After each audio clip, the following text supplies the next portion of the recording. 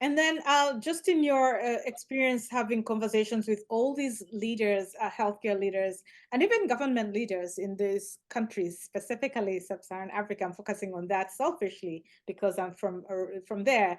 But what are some of the challenges that they face when it comes to implementing some of the strategies to eliminate cancer? Yeah, I think, one of them is definitely number one, the Lancet Oncology Commission for Sub-Saharan Africa that I chaired.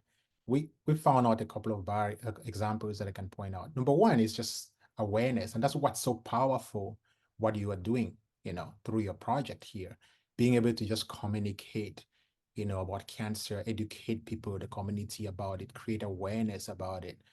It's just such a powerful place to start.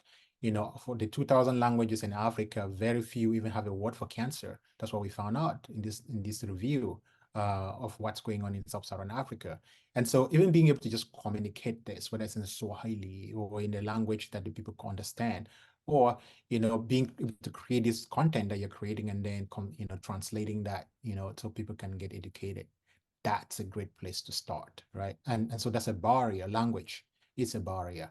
Um, other barriers are really just the workforce we talked about. We see that, we need to really build an oncology workforce across Africa.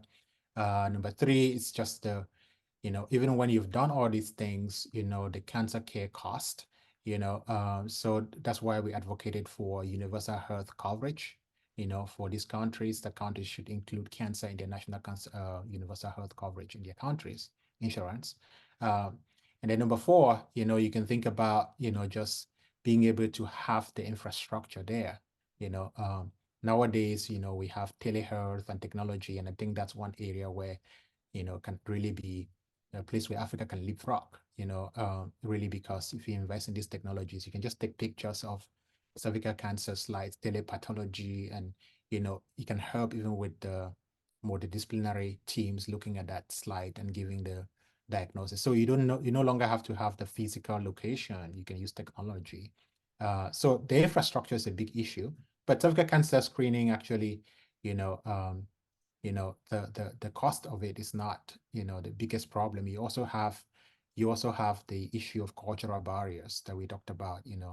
I know you have had a conversation with me about, even just women not being, you have to really respect women, and then their role also, in the culture with their husbands. Sometimes they need permission from their husbands to even get screened, those things. And it's very predominant in some cultures. And so you need to overcome those barriers.